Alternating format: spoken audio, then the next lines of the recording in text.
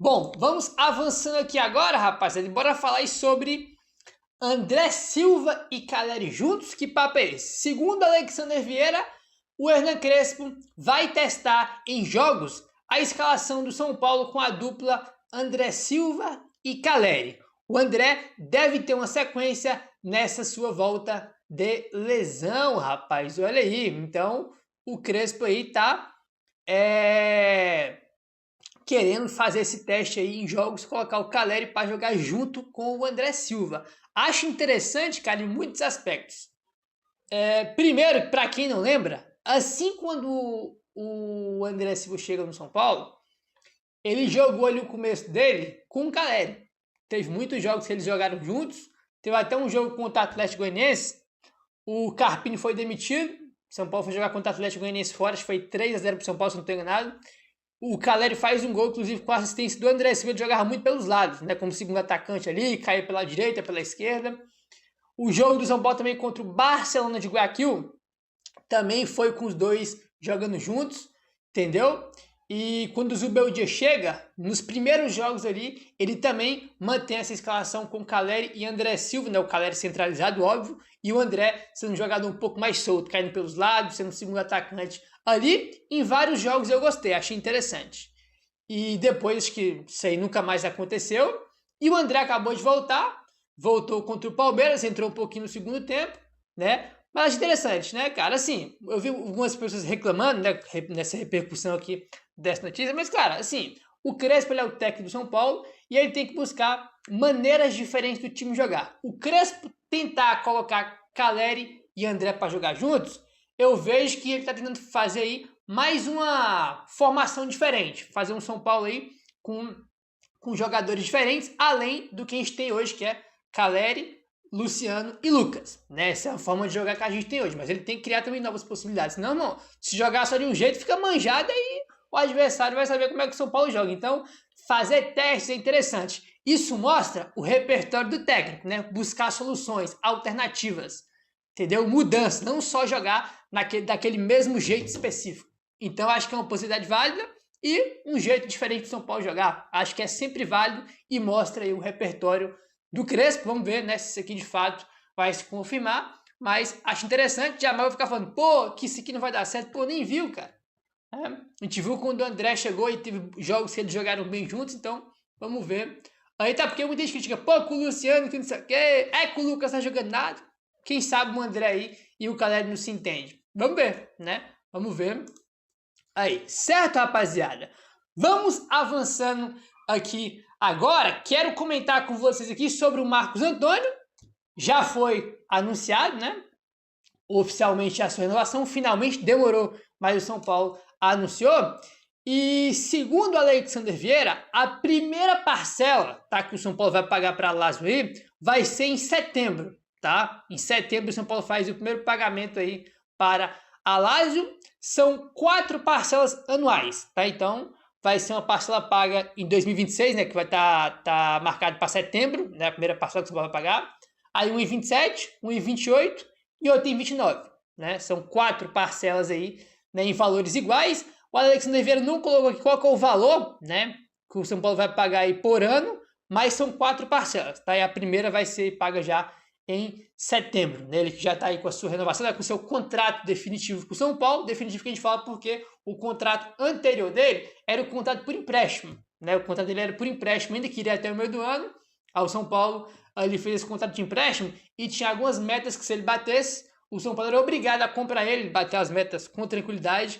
E esse contrato em 2030 é o contrato definitivo. A gente fala muito sobre renovação, mas é o contrato definitivo dele, porque o antigo não era por empréstimo, né? Então o Alexander Vieira não botou aqui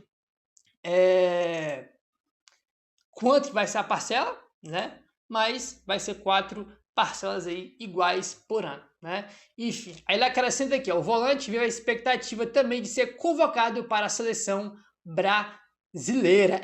O Marcos Antônio tem 2 questões sobre ele, né? Primeiro, a última agora foi que o Juan, que é coordenador da seleção, estava lá no Couto Pereira para ver ele jogar, né? Para ver ele jogar aí, o Juan estava lá naquele jogo contra o Coritiba, o Marcos Antônio foi banco, entrou no segundo tempo, entrou muito bem, mudou o time do São Paulo.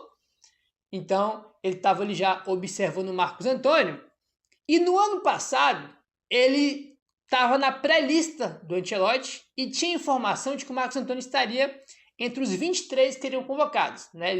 Essa convocação seria na segunda-feira, e no domingo, no dia anterior da convocação, o Marcos Antônio se machuca contra o Atlético Mineiro. São Paulo ganha de 2-0 do Galo, né? E o Marcos Antônio se machuca, e né, a convocação foi no dia seguinte, ele não foi, óbvio, porque ele estava machucado. Então, teve essa questão aí, ano passado, dele poder ir, e teve agora o Juan observando ele contra o Coritiba. Então, ele tem essa expectativa de ser convocado. Vamos ter uma convocação em breve agora, né? Já tem data FIFA em março, não sei se essa é a última ou a penúltima antes da Copa, mas é óbvio que o cara tá aí, né? O Marcos Antônio tá aí de olho em uma possível convocação, né? Porque já tem gente aí de olho aí dele, né? Então, vamos ficar aí olhando de perto para saber se ele vai ser convocado ou não, né? Tem um traumazinho, né, do torcedor de São Paulo, um trauma aí com o jogador que vai para a seleção, né? Porque tem uma história aqui de jogador que vai para a seleção de São Paulo e se machuca.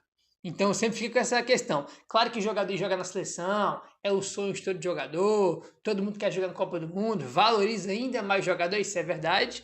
Mas, irmão, pro clube, cara, assim, pra gente que é torcedor, irmão, deixa ele quietinho aí. Né? A gente sabe que pro jogador é o sonho dele, mas tem essa questão aí do São Paulo de ter um histórico de jogador se machucar na seleção, né?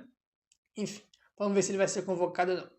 Vamos avançando aqui agora e temos aqui notícias sobre as investigações que estão aí em andamento no São Paulo. São muitas investigações. Segundo o Globoesporte.com, a força-tarefa que investiga o caso do camarote do Morumbis pediu que o São Paulo faça uma investigação mais profunda no clube. O São Paulo apresentou um cálculo do prejuízo financeiro com o escândalo. A promotoria, porém, entende que o valor não corresponde ao apurado nas investigações e pede uma análise mais profunda por parte do clube. Então, olha só isso aqui, ó. Tem alguns pontos aqui importantes. Primeiro ponto, o São Paulo fez ali um cálculo de quanto que foi ali o prejuízo, né, com o caso aí do camarote. O São Paulo fez um cálculo ali, mandou ali para o Ministério Público, né? Só que nas investigações do Ministério Público, né, nas investigações, o valor não está batendo. A investigação, né, entende que o prejuízo é um e o cálculo do São Paulo tem outro valor, né, em relação ao prejuízo do Clube do Camarote. São valores aí que estão com a divergência. Né? O São Paulo apresenta uma coisa e o Ministério Público fala que é outra. Outro ponto importante. O São Paulo só havia enviado os valores referentes ao show da Shakira e agora está levantando dados internos mais profundos para disponibilizar a investigação. Então, talvez esse seja o motivo da divergência. O São Paulo só tinha enviado valores relacionados a um show, que foi o show da Shakira, né? E agora o São Paulo está levantando dados internos mais profundos para disponibilizar a investigação. Talvez seja por isso, né, que tem essa divergência aí de valores em relação ao prejuízo do São Paulo. Outro ponto super importante. A intenção da polícia e do MP é receber algo bem mais preciso por parte do São Paulo. E há um otimismo de que o São Paulo irá colaborar. No entanto, caso o clube não ajude o tanto quanto esperado, a força-tarefa tem meios para conseguir os dados de forma independente. Então, o Ministério Público aí, nessa força-tarefa do Ministério Público, está aí esperando que o São Paulo colabore cada vez mais, né, aí com essas investigações. E aquela questão que a gente comentou, cara, o São Paulo tem que colaborar com isso aí. Entendeu?